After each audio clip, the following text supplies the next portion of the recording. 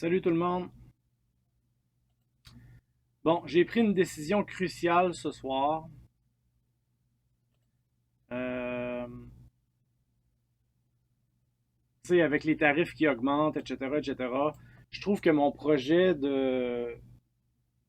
d'intelligence artificielle locale commence à être intéressant. C'est très basique, là. Il y a encore plein de bugs. Tu sais, je suis vraiment simplement au début là, de l'aventure, OK? Ça, je veux que vous le compreniez. Puis là, j'avais plutôt là, dans la soirée, j'avais téléchargé le modèle Gemma 4 pour faire du code avec un assistant de codage 100% local. Puis là, ça a fait comme wow, c'est tellement intelligent finalement. Puis là, je me suis dit, faut que j'accélère l'intégration avec mon application. Parce que moi, mon application de projet local, ce que je veux faire avec ça, c'est premièrement, là, rendre l'expérience fluide. Ça veut dire, si j'appuie sur le microphone, je parle à haute voix, ça entend ce que je dis. Ensuite, j'envoie mon message. Je peux faire la lecture à haute voix, j'ai un contrôle du volume. Et ensuite de ça, là, c'est en fonction de ce que je lui demande, je veux qu'elle soit capable de rediriger vers le bon modèle de langage. Donc, si on fait la conversation simplement, on peut utiliser un modèle Lama 3. Et si on veut plutôt l'utiliser comme assistant de codage, ben on peut normalement elle devrait être en mesure de pouvoir se rediriger dans un modèle qui correspond un peu plus à la programmation, c'est-à-dire un modèle comme Gemma 4. OK? Puis là, ça va devenir un projet très gros éventuellement, selon moi, parce que je considère que les performances d'un ordinateur, là, tu sais, un ordinateur qui se respecte là, dans les années 2025, là, 2025-2026, là, c'est amplement capable de rouler une intelligence artificielle directement sur ton ordinateur.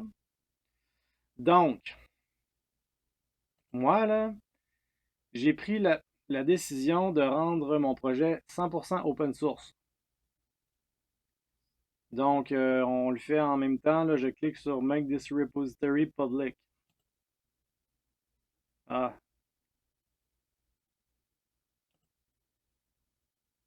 là, ça va me demander un esti de mot de passe PIN sur mon téléphone, là.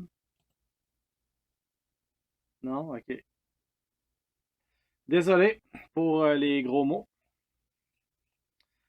Bon, est-ce que c'est réellement public finalement, là?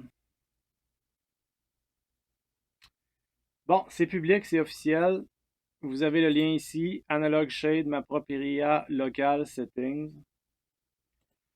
Moi, ce que je vous dis, c'est simplement cloner le repository, rendez ça accessible sur votre ordinateur.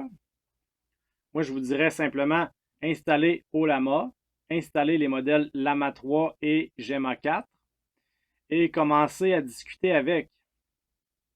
Parce que là, il y a probablement une très grosse quantité là, de dépendances que vous allez peut-être pas avoir déjà installées sur votre ordinateur. Probablement que ça va planter je sais pas combien de fois là, avant que ça fonctionne réellement. Donc moi, là, c'est vraiment, je veux savoir qu'est-ce qui marche pas pour vous. Parce que, tu sais, je te donne un exemple, là, tu sais, tu vas devoir installer, mettons pour la saisie vocale, tu vas devoir installer Faster Whisper. Si t'as pas Python, ben probablement que tu vas devoir installer des outils Python, un environnement virtuel, etc. VENV, qui est l'environnement virtuel pour Python. Et pour la lecture vocale, c'est Piper. Moi, en réalité, là, je veux simplement voir qu'est-ce qui va fonctionner et qu'est-ce qui ne va pas fonctionner pour vous. Tu sais, vous pouvez télécharger le dossier, utiliser par exemple Antigravity version IDE. Puis si vous avez des problèmes techniques, ben là, vous allez avoir des messages d'erreur. Demandez-lui qu'est-ce qui se passe, comment régler le problème et tout ça. Il va pouvoir vous aider à travers le troubleshooting. Puis moi, je considère là que c'est un très beau projet. Puis c'est un projet que j'ai décidé que je voulais développer avec la communauté finalement, tu sais. Parce que j'en ai un, là, quelqu'un qui a commenté mes vidéos quand j'ai présenté pour les premières fois mon projet d'intelligence artificielle locale, puis il me parlait d'entraîner, dans le fond, de faire des micro-entraînements, là, en tout cas de préciser le modèle, etc., là, avec des lamas et tout ça. Donc, je pense qu'il y a beaucoup de gens qui ont des compétences très avancées dans le domaine de l'intelligence artificielle, qui vont probablement suivre ma chaîne éventuellement, peut-être. Honnêtement, moi, je suis simplement quelqu'un qui est créatif. Donc, niveau technique, là, c'est pas moi le plus avancé, OK? Mais quand je décide que je m'embarque sur un projet, ben, je suis une des personnes les plus motivées. Mais je serai jamais quelqu'un qui est ultra spécialisé dans une tâche en particulier.